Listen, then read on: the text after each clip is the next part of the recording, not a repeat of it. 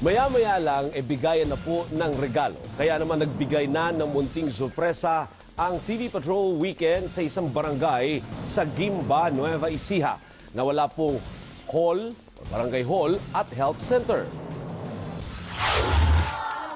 Matatamis ng ngiti ang sumalubong sa amin sa Barangay Macamyas sa Gimba, Nueva Ecija.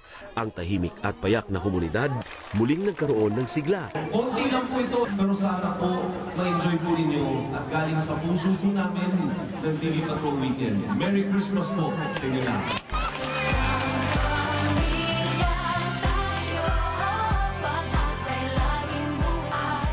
Ang bawat pamilya masaya na makatanggap ng Christmas gift pack at solar lamp.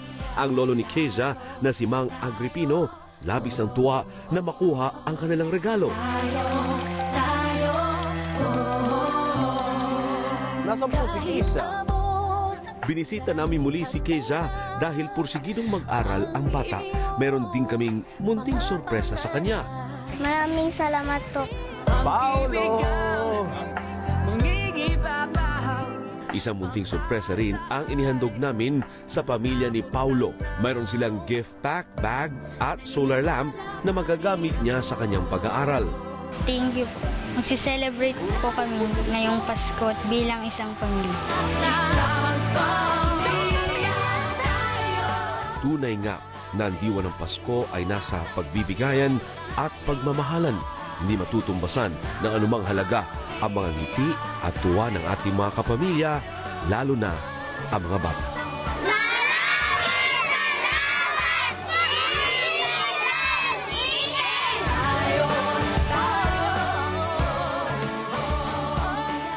Simple man ang handa, ang importante po ay magkakasama ang buong pamilya.